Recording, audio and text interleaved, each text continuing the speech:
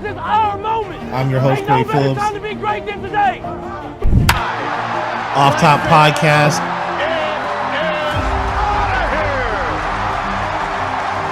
It's a play. Bryant for the lead. Yes! Time.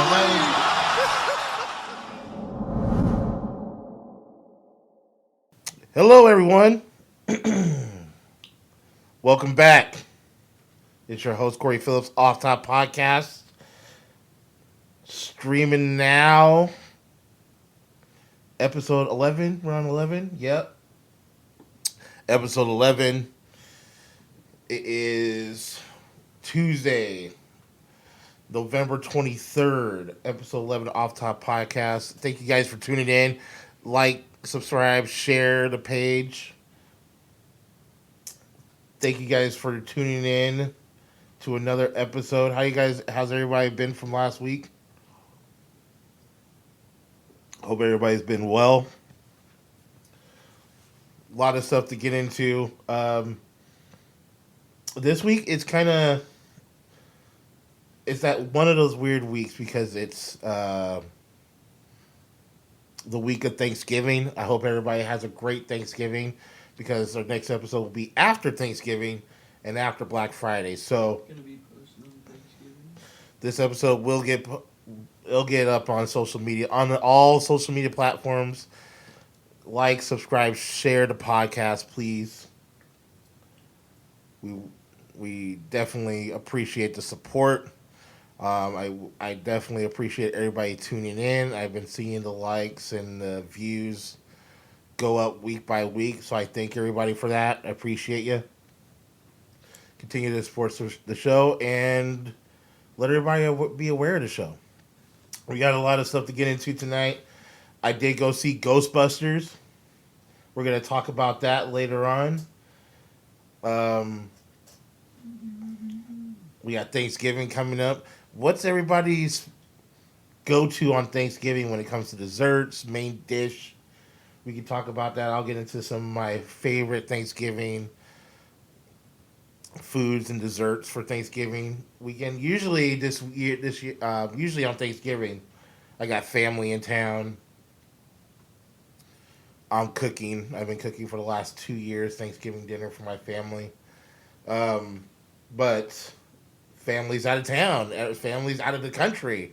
Got family in Mexico for this week. So it's going to be a smaller Thanksgiving tradition at the Phillips household. But the football never goes away. That is a tradition. Get up early in the morning, start on the turkey, start on the ham, get the collard greens and the yams getting ready to go as we're watching football from 9 a.m. all the way down to 8:30 p.m. And then traditionally, Black Friday, we would go out shopping that night, hit the Starbucks up, hit Best Buy at midnight, maybe Target. This year's going to be a little bit different because of COVID and everything else. And everything's online now, so I'll be doing my traditional Black Friday shopping, but at home this year. Got my laptop ready, gonna have it by the couch, gonna put on a flick. We might go see that. We'll also talk about this because I might go see House of Gucci on Thursday night because that's one of the new films that is out right now.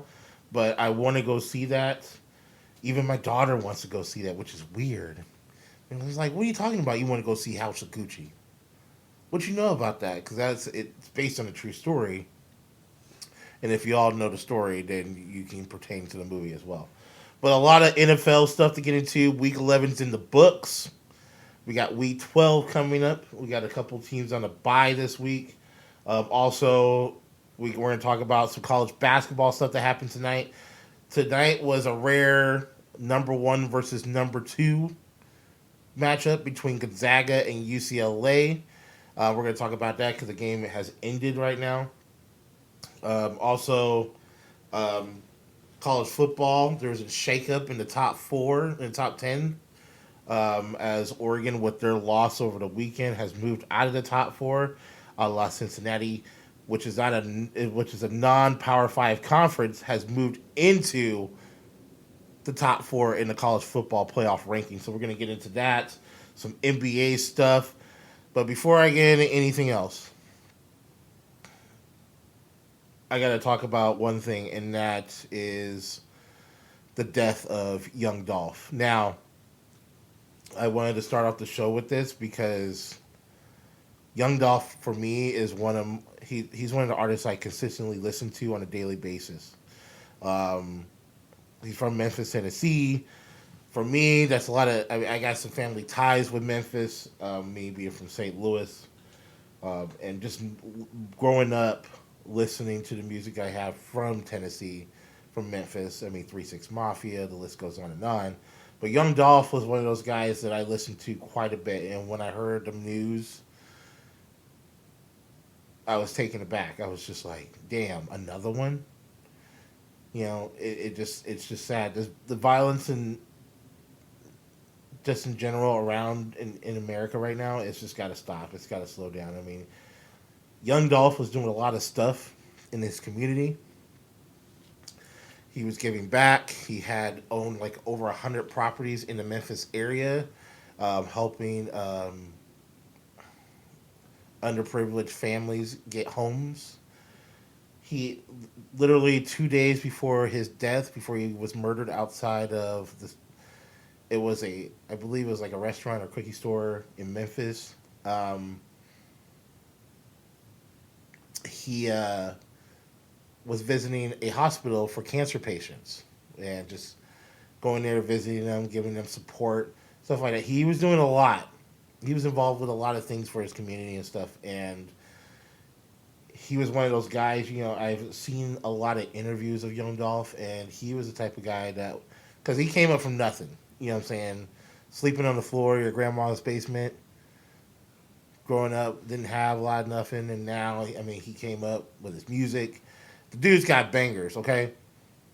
He's got hits after hits after hits. Now, if you've not heard a lot of Young Dolph stuff, I suggest you go on iTunes or Apple Music or Spotify, whatever your music platform that you listen to, and pull up some of his stuff. He's great. He's got fantastic stuff, and I love him. So RIP to Young Dolph. I've been dedicating this month. That's all I'm listening to for the next month. And he will be sorely missed. His music will be missed, and what he was trying to do to help other people, just other people that don't have nothing, trying to have just a little glimmer of hope, and just making people smile, and just letting them know that, hey, there's somebody out there that knows what you're going through and what you're struggling with, and helping other people. And that's what you do when you're in a position like he was, because he had a lot of money. But he wasn't just like flaunting it, just buying all this stuff for himself. He was reaching out and helping people in his community.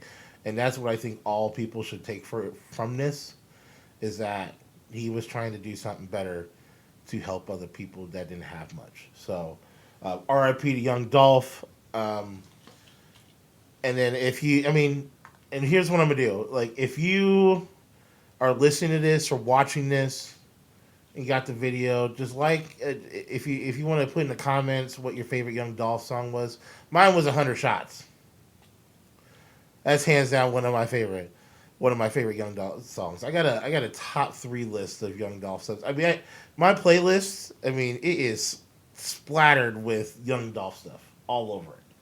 Underground stuff. We're talking back through from 2016 all the way to now. He just had an album that released not too long ago, so I got a ton of stuff. But 100 Shots is my favorite song of his. Let me know what your favorite song it is. Now, back to the real stuff. Back to the sports stuff. So, some of my takeaways from this week 11, as we move into, we're moving into a week where, it's getting down to the nitty-gritty. We're going into week 12. And after this week, for example, we'll talk, I'm just going to put it out there right now.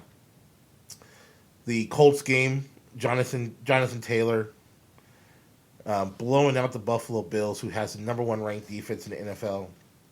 shocking. Now, I did say that the Indianapolis Colts was going to be one of my sleeper teams this year.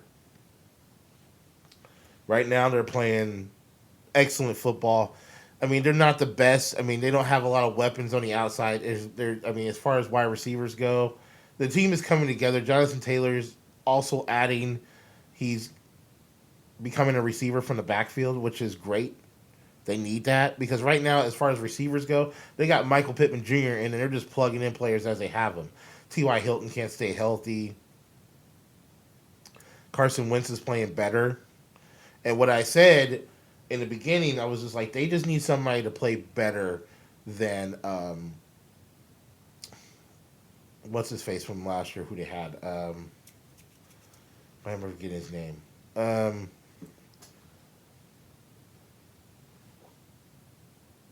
Phillip Rivers. They just needed somebody to play better than Phillip Rivers, and that loss. That was a blowout loss. I mean, there's no way around it. Now, the Colts are in it. They're not too far back from the Tennessee Titans because right now the Tennessee Titans are struggling. We don't know who this team is right now. They're trying to find their way. They're in some deep trouble right now, the Tennessee Titans. So that was one of the things I wanted to pick up on that. The Titans also waived Adrian Peterson today. He only played 3 games. He barely played. But if you look at the standings right now, you got the Tennessee Titans who are still up top of the AFC, right? But the Colts are not too far behind. I mean, if you look at the Colts, the Colts are playing really exceptional football right now. And if they can stay the course, they're only 2 games back of the Tennessee Titans. The Tennessee Titans right now are just barely hanging on. Baltimore Ravens, got to give it up to them. No Lamar Jackson last week, no problem. They still got the win with their backup quarterback. They still stay in the hunt. They have one less win in the win column behind the Tennessee Titans. New England is a surprise team. Not to me. New England is, I said from the beginning, if Mac Jones was primed and solid for that starting quarterback position. I thought Cam Newton was on borrowed time. Big shout out to Cam Newton, by the way. He played his ass off last week, even though they lost. 3 total touchdowns for Cam Newton, almost 200 yards passing.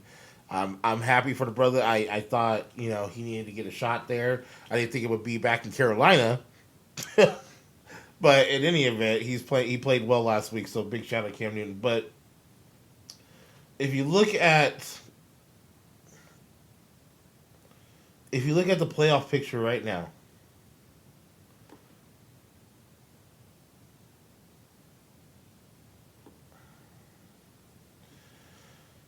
you got your 4 division winners right now. You have Tennessee, Baltimore, New England, and KC. KC has bounced back, and now are a number 4 seed, which brings me to the rest of them. Los Angeles Chargers the Bengals at number 5, the Chargers at 6. And the Bills come at the rear at 7. And then you look at the rest of the field after that. Steelers 5-4-1. Indianapolis 6-5. Cleveland 6-5. The Raiders 5-5.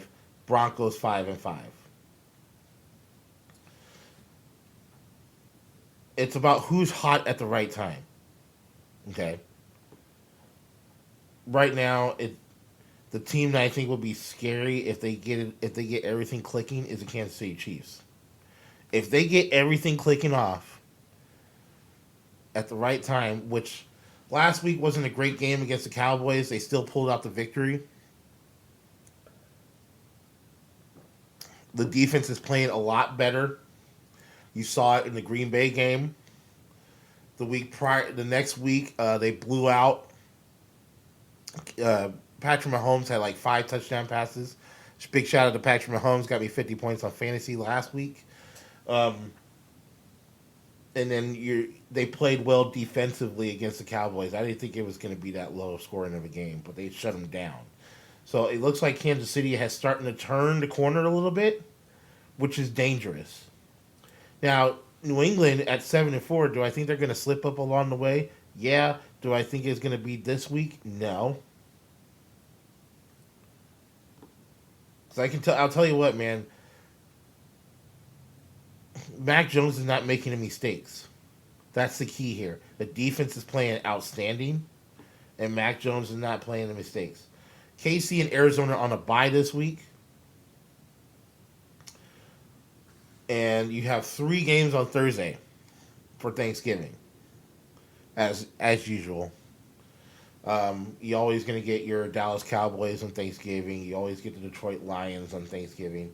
There's some big matchups on here. Chicago and Detroit this Thursday. I'll just watch because it's actually football on Thanksgiving, to be honest with you. The afternoon game is the Raiders versus the Cowboys. Big game for both teams. The Raiders are in the playoff hunt, so they need to stay alive. Cowboys coming off that loss to KC, and they got Philly on their heels. So big game for both teams. And in the nightcap, it's Buffalo at New Orleans, which should be, this is a big game as well. Buffalo needs a victory. And New Orleans is still in the playoff hunt as well. So I would say 2 of the 3 games are going to be actually interesting to watch because there's playoff implications involved. The Sunday night game got switched. So now it'll be Baltimore and Cleveland on Sunday Night Football this week. That's a huge matchup as well. Cleveland needs a victory as well. Cleveland needs a victory badly. Like, if they lose this game, they are all but done. Baltimore is still chasing that number 1 spot so they can get that first round bye. But back to what I was talking about. New England's got to play Tennessee this week. Now,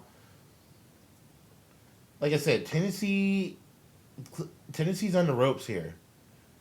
And New England can actually leapfrog and possibly get close to that number 1 spot with a win. I know Tennessee's defense is playing better, but offensively, without a running game, without Derrick Henry there, you're seeing the problems that Tennessee is having with getting some type of offense going. It's kind of like the Seahawks right now. Lack of a running game. Russell Wilson ain't right. Making mistakes. The defense can't stop anybody. Jamal Adams. Wake up, Jamal Adams. What's going down? But this these last 4 or 5 weeks is going to be very interesting down the stretch. We'll see. We're going to see who the real teams are and who's going to fold up. There's a few teams that I think are playing really well that are still in the hunt. Philly is playing really well. Did you know that Jalen Hurts is a top fantasy quarterback right now? Points wise, even though he's played more games than anybody else, Jalen Hurts has been balling.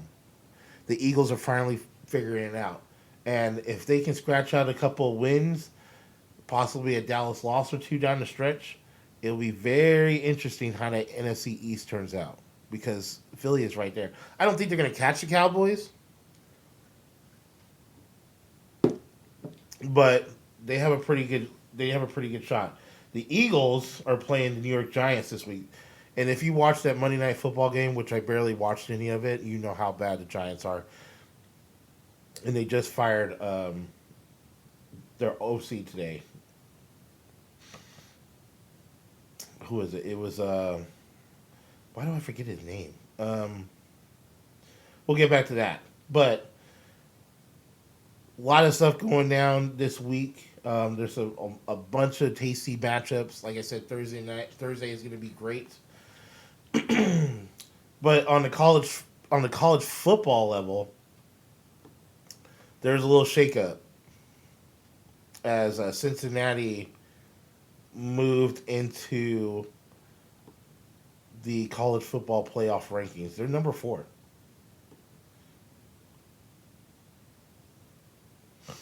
They leapfrogged. Well, with Oregon losing this week, which was a shocker to everyone, and that gave them their second loss. Oregon goes down 8 spots to number 11. Cincinnati leapfrogs, moves up to number 1. So your top 4 right now is Georgia at 11-0. Ohio State moves up to number 2. Alabama moves down a spot to number 3, and Cincinnati moves to the number 4 spot, with Michigan and Notre Dame at 5 and 6 on the outside looking in. And Oklahoma State at number 7. They move up 2 spots. So, this is the first time that a non-Power 5 conference school has even ranked into the top 4 of the playoff. And I'm telling you firsthand, I've seen Cincinnati. I've watched a few of Cincinnati's games this year. Cincinnati's legit. They are good. They're really good. Now, we still got a few weeks left to go, and anything could happen. But Cincinnati is making a case for themselves that they belong in that. I mean, they're undefeated. They're 11-0. The only other team, I mean, Georgia is also 11-0, and we obviously know why Georgia's number 1. I mean, they're in a Power 5 conference. Alabama's always there, but give it up to Cincinnati. I got props for them. They are playing some outstanding football. Will they stay there? Comment. Let me know what you think. Will they stay there, or will Michigan leapfrog? Michigan and Ohio State play each other this weekend. That's a massive matchup. You're talking about number 2 versus number 6 or number 5. Michigan beats Ohio State, they get into the top 4. I'm telling you right now. I can guarantee it. If Michigan wins, which I don't know if they're going to, they have Ohio State is favored. But if Michigan pulls it off, because, and I don't like really either one of the schools. I'm a Husky fan, so, and my team's in the gutter. We got Apple Cup this week. Let's go Huskies. Apple Cup this week against the Cougars, but back to the topic at hand. I think if somehow I'll be cheering for Michigan, be honest with you. I'm going Michigan all the way on this. But if they can pull that off and bump Ohio State, because I got some friends who are huge fans of Ohio State Buckeyes. I just can't stand them, okay? Never been a fan. I haven't been a big fan of Michigan, but if you put a gun to my head and told me I had to choose between Ohio State and Michigan, I'll be rolling with Harbaugh and going with Michigan. And then tonight, there was a college basketball game that was very intriguing, and I watched from start to finish. And it was a rematch of the championship game between Gonzaga and UCLA from last year. And this game, I'll tell you right now, was not even close. Was not even close. Here's the thing with Gonzaga. Gonzaga, with their championship win, proved to everybody that they belong, and these guys can play with just about any team in college football, or college basketball, sorry. They were up by 30 points midway through the first half. Gonzaga with the win today, and the game was in Vegas. 83-63 was the final. Gonzaga beating UCLA. Now, here's the kicker. Here's the thing that is the trip about this game, is that all 5 starters from last year's NCAA tournament team on UCLA were returning. They were trying to get redemption for last year. And if you watch the Final Four, and if you watch that championship game from last year, that game was great. It went to overtime. It was probably one of the greatest championship college basketball games I've ever seen. And Gonzaga won their first title. Gonzaga shot 58% from the field tonight. it's either A, they're getting off great shots, so you can't do anything about it, or that's bad defense right there. And I think that's bad defense on the part of the UCLA Bruins. They were playing flat. Couldn't get penetration on the boards. Gonzaga is a very long team. They have a lot of big men on their team that can spread. They can cover a lot of ground on the floor. They get at you defensively, and the amount of wide open 3-pointers that they had tonight was absolutely ridiculous. Just no defense whatsoever. Couldn't do anything in the paint. They got out rebounded. They got out muscled. I mean, it was a dominating game today. So I think the team that can be able to compete with Gonzaga would be Duke at this point in the season, but we still got a lot of basketball left to go. And I'm not 100% sold on UCLA being ranked so high. They'll probably drop this week, but that was impressive on the part of the Gonzaga Bulldogs, and that was an impressive game tonight. In other news, NBA, my Lakers, man, I don't even know what to say. LeBron suspended tonight due to the elbow shot from the other night in Detroit. He got suspended 1 game. And the Lakers were down big, cut the lead, had it tied at the end of the third quarter. And then, again, the defensive woes by the Lakers, and you giving the ball to Russell Westbrook's hands and letting him shoot, even though he had 35 points tonight. It can't be done with him just shooting the rock all the time. You have to spread the floor. Anthony Davis should have had more than 20 points tonight. He only had 20.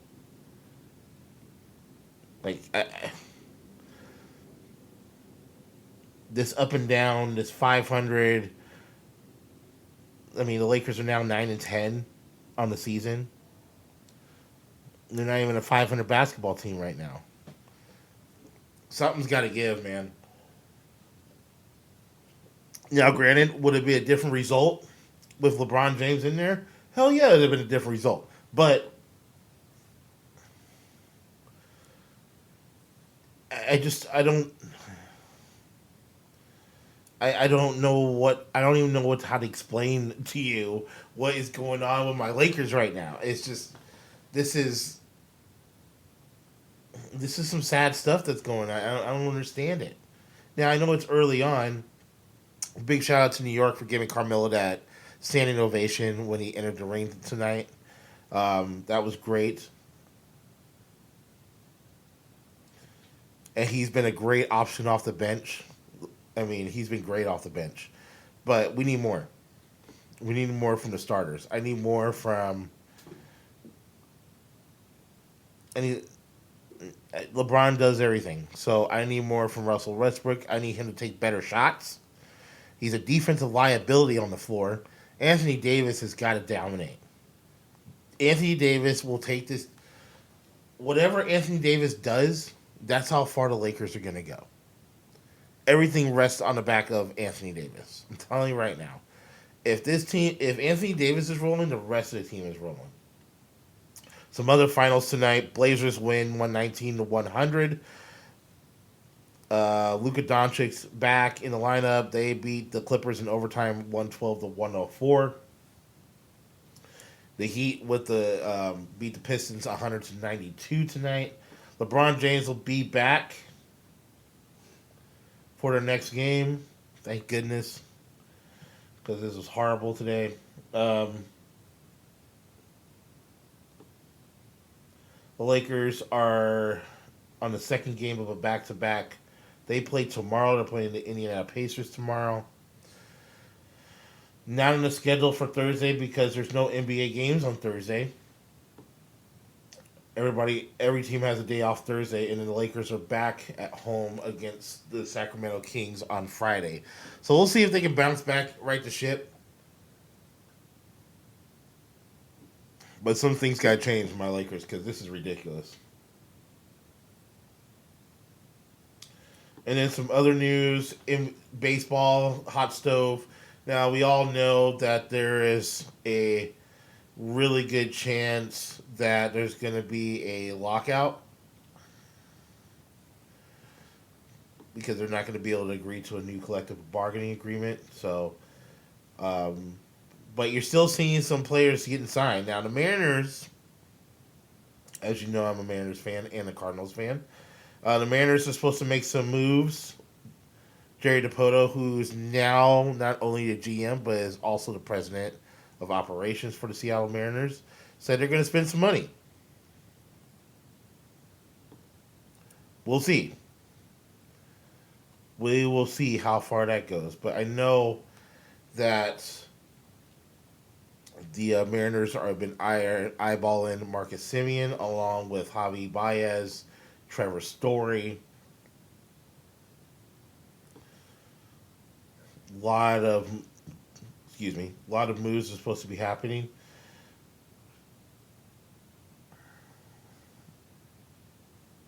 And we'll see. The collective bargaining agreement expires at midnight on December 1st. So we'll see if they can get a collective bargaining. If I were the Mariners, or any team for that matter, I would try to get all these deals done before the collective bargaining agreement expires. Because then the price tag goes up. If you look at some of the big names, Javi Baez, Chris Bryant, Carlos Correa, I think he's going to the Yankees. They just released 2 players today.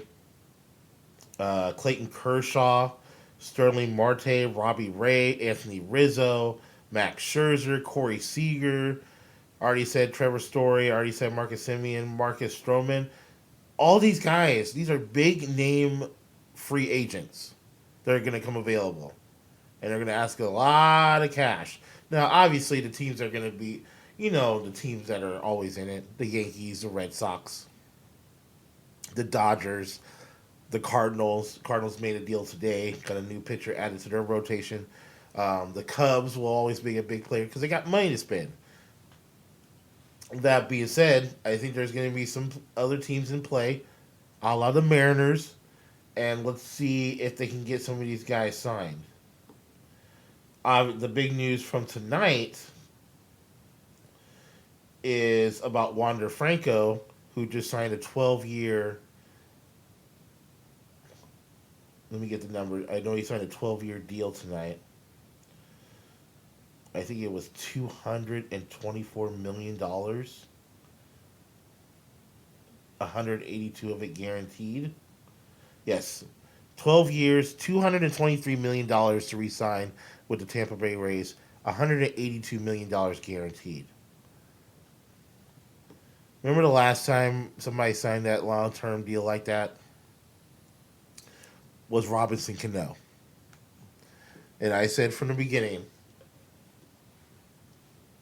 anything over 8 years is too long, and it's a bad year. You're invested for over a decade to this player that you have to pay him. It's like the Jamal Adams trade. You're too invested. You gave up too much. The team's losing. And starting next year, we're paying him, the Seattle Seahawks will be paying him $1 million per game. No. Because, yes, he's owed $17 million next year. And we don't get a first-round draft pick. Why? Because we traded for Jamal Adams. Now, whatever the Seahawks land this year, so if the Seahawks get the number 1 pick, the number 1 overall pick, for example, that pick goes bye-bye. Because it was part of the deal for the Jamal Adams trade. That goes straight to the Jets. So this is where we're at. You got $182 million guaranteed on a $223 million deal to play for. So the deal is to, let's see, it's 2020. It'll be 2022 when this deal starts. So this deal is to 2034.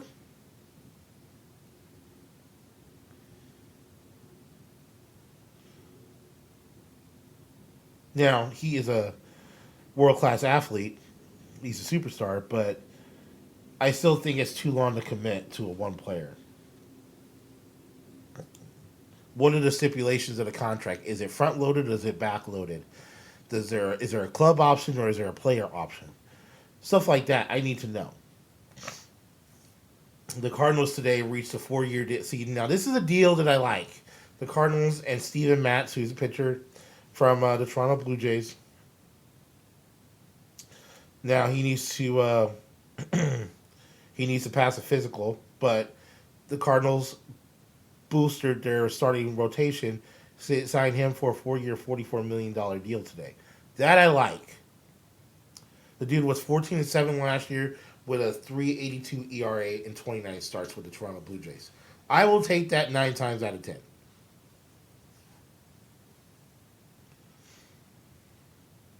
$144 strikeouts, pitched over 150 innings. The Cardinals need another starting pitcher. And you're only paying him $11 million a year. And I'm sure there's some compensation for playoff, if they make the playoffs, if he wins Cy Young, stuff like that. But that's a good contract. Not this ridiculous 12-year 223. That is outrageous. I don't care what kind of world-class superstar he is. I'm not committing to one player like that. Now, 6 to 8 years, I think is more comfortable for me because then you can reevaluate. It makes it harder. If you're trying to trade somebody, it makes it harder to trade because you have to pick up that salary. Other teams will have to pick up some of that salary. It makes it harder to move. So if he's on the decline, right, and you're trying to add pieces to your team to make a playoff push, like the Tampa Bay Rays have been good the last few years, but just for example, what if he's on the decline? Yeah, the first 2 years were great, but you're still 10 years you still have 10 years left on your contract, and then you start declining maybe year 3 or 4. Then what are you gonna do? You're stuck. You're on the hook. Even if you trade him, you're probably going to have to pay half that salary still. It's just outrageous to me. So I understand the move that was being done, but I'm not a fan of that. When the Mariners gave Robinson Cano that 10-year deal, I was not a fan of that. No way in hell should he be getting that. Robinson Cano was 35. 34, 35. No business getting a 10-year deal at that age. What happened to Robinson Cano? We had to trade away a bad contract. We had to eat some money, but so we'll see. It will be very interesting as we'll see how this. I mean, I honestly don't want to see baseball with a lockout again. You know, because I mean, baseball. I love baseball, and there's a lot of excitement, especially if you're local here in Seattle. There's a lot of excitement and buzz around this Mariners team, and if we get add some pieces to it, there'll be even more buzz. We already got the All-Star game in 2023. We're locked in on that. But it's time for this team to make the playoffs. It's been over 20 years. Fans are done with the shutout of the playoffs. They're ready for a world championship. But baby steps. Let's make those playoffs first. Now, before I wanted to get into my movie review, but I need to talk about the new Spider-Man trailer real quick because if you don't know, tickets go on sale on Monday for this movie. I went and saw Ghostbusters Afterlife and I'm gonna talk about that in a second. But they showed a trailer for the new trailer for the new Spider-Man, and my goodness, I mean, for the 8 or 10 people that were in the theater last night, it was we went nuts. It was amazing. We were like, they're talking about it's Spider Monday. And I'm like, what? The hell is Spider Monday? They put a lot of promo into this Spider-Man shit. I'll tell you right now, it is about to go down in December. I mean, they showed the trailer for Sing 2, which my daughters are really excited about, and I told them we go see that. They showed the trailer for House of Gucci. I already told my oldest daughter, I was like, I don't know why you even interested in that movie, because it just says Gucci on it. But whatever, I told her we go see it on Thanksgiving evening after football, because she don't have school the next day afterwards. So, and Daddy's got to work. But then they showed that Spider-Man trailer, and then they showed the Matrix trailer, and I told her, and then they showed the Morbius trailer. I told her, I was like, we're gonna be going to movies a lot these next couple months. I was like, do you see all the stuff that's coming out? We about to be living at the movie theater, unless. And see, here's the thing: The Matrix, it'll be out on HBO Max too, but that's not a movie I cannot see. I'm not gonna sit at home and watch the first time. I have to be in the theater to go see that flick. And I know there's people, and I mean, they are checking for vaccination cards or a negative test, so that's kind of. I asked the lady at the stand the other day. I was like, "Hey, so how is this affecting? Are people coming to movies?" She's like, "Yeah." And I was like, "It's probably. I mean, it doesn't seem like it. Well, you're coming on a Monday evening. Nobody goes to the movies on Monday evening. They'll either go to the afternoon show because it's discounted, or they'll go on Tuesdays at AMC because it's discounted." I was like, "Yeah, you're right." Because we went on Monday, and I usually go to the movies either on Friday or during the weekend. But it's kind of nice because there's not a bunch of people around. You basically have a whole theater to yourself. I mean, last night's movie that I went to, there was like maybe 7 or 8 people there. But they're spread out in this big-ass theater with all these recliner chairs and stuff. You know, and I got my M&Ms, I got my Icy. Kids are next to us, and they brought their blankets, and we pull up the recliner chairs because we go to the Cinnabar at Auburn, and we're just chilling. And I was like, this is actually not bad. But at the same time, I like going to a movie theater that's full on a big movie like The Matrix, or Spider-Man, for example. Those theaters will be packed, especially if we go on the opening weekend. Now,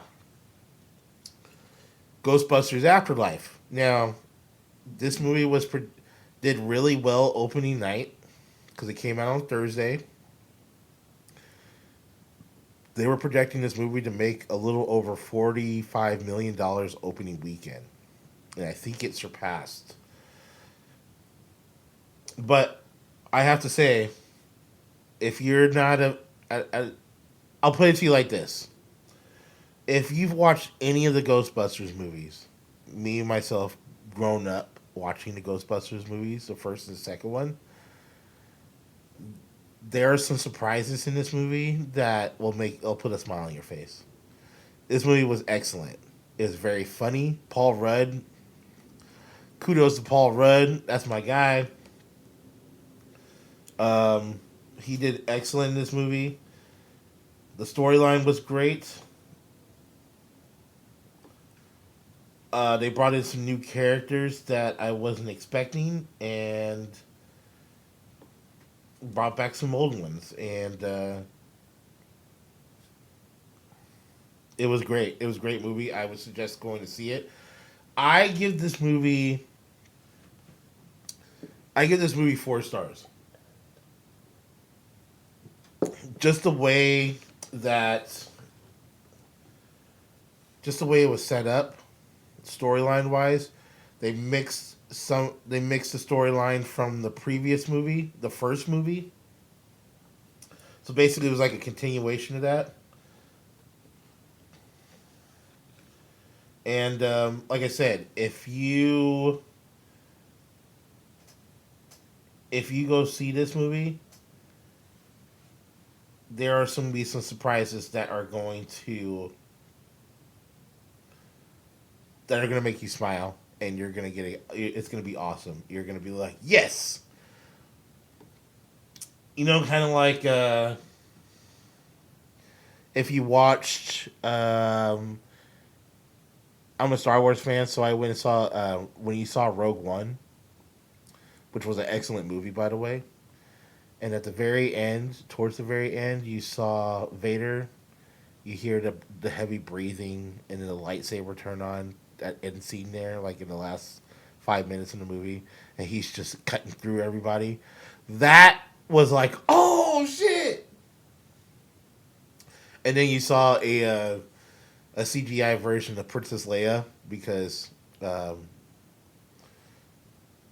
was a CGI version of Princess Leia, and that version was just like, oh crap, and it was amazing. So it was kind of like on that level.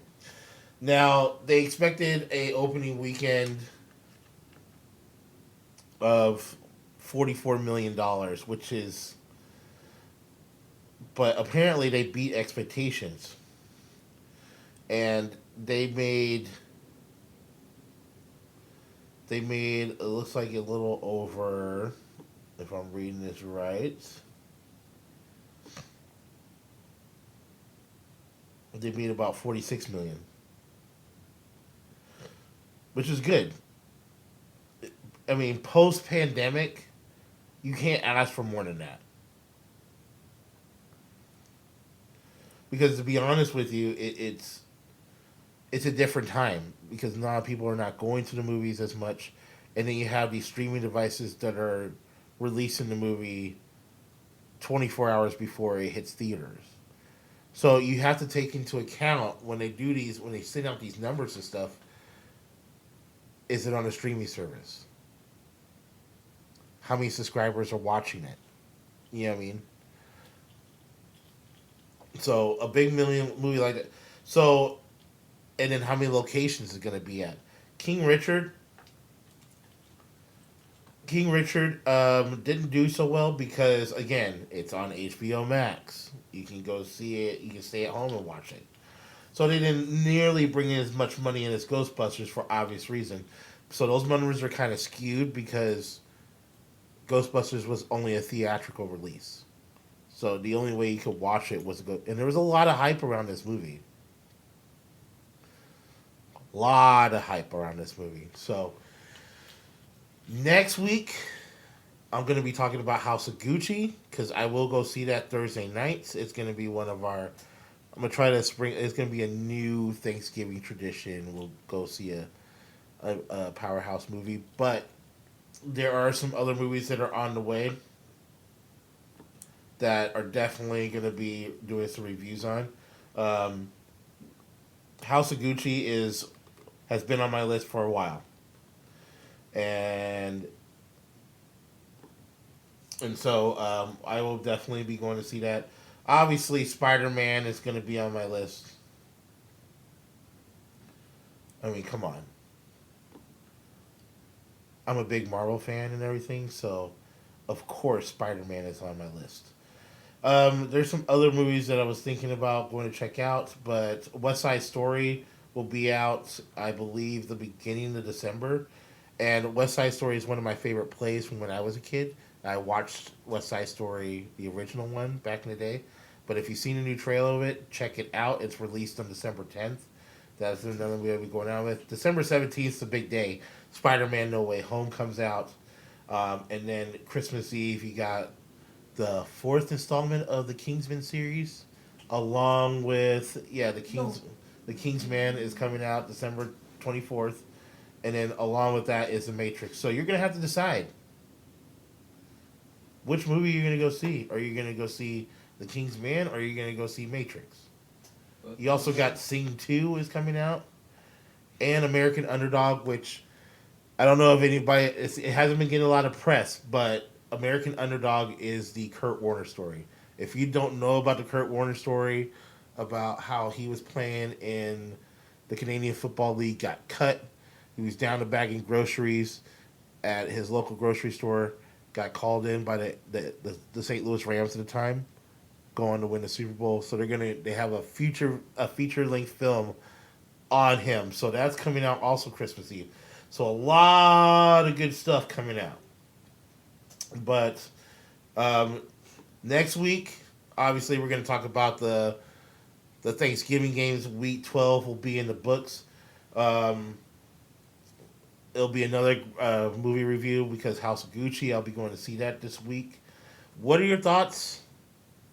And also, one more thing before we go. Comment, like, subscribe, and share. What are your thoughts? What's the go-to dish for Thanksgiving? My family likes, I'm doing a deep-fried turkey this year. Yeah, I don't know about the deep-fried turkey. It's very crisp, but then it's nice and flavorful and juicy. It doesn't dry out as easy with the deep-fried turkey. Sweet potato pie and pumpkin pie have been the go-tos at my house. My mom makes homemade sweet potato pie. This year I won't be getting it until she gets back. But I do have an apple pie I am making. And I have a pecan pie I'm making as well. But in the Phillips household, for me, it's turkey. I need the cranberry sauce. I need the stuffing. I need the collard greens. I need the mashed potatoes and gravy, homemade mac and cheese, and then we're gonna be having pecan pie, pumpkin, apple, and no sweet potato pie, unfortunately, until my mom gets back. But Christmas time is different because in my house we have switched. My mom used to do ham all the time. I'm not a huge ham fan. Last year I did prime rib, hands down, and we're keeping that tradition alive with the prime rib. So, and you can do some not poached, but you can sear some, if you get the mashed potatoes, a little bit of gravy or au jus sauce, you know what I mean? And then get the carrots in there. Delicious. And then the leftover prime rib, we can make prime rib dip sandwiches. So, just to give you a few ideas. But next week, definitely movie review. We're going to talk about some upcoming movies that are lined up for 2022 as we are nearing the end of this year. So there's not a lot of stuff going on left. We'll see what happens with the college football playoff shakeup. Apple Cup is this week. So I'm definitely going to be talking Apple Cup. I might be in some tears because the Huskies have won the last 8 of 9 Apple Cups, and they're not looking good right now. What are your thoughts? Are the Huskies going to be able to make it through the Apple Cup this year, or is it the Cougs' time to win the Apple Cup? Cougs are already bowl eligible. Huskies will not make a bowl game, so it just adds insult to injury if the Cougs win this game. Also, NBA stuff. LeBron James will be back tomorrow night.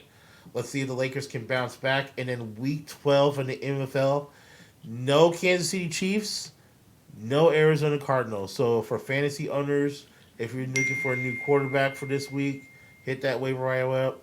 Cam Newton should be your target. Cam Newton should be your target if he's available. Probably not in my league because I already got him. But if you're in other leagues, Cam Newton should be available. Another quarterback you should possibly look to pick up is Derek Carr. And yeah, that's basically it. So, happy Thanksgiving, everyone. I hope you guys have a safe and enjoyable Thanksgiving. I hope you have a good Black Friday. We will see you guys next week.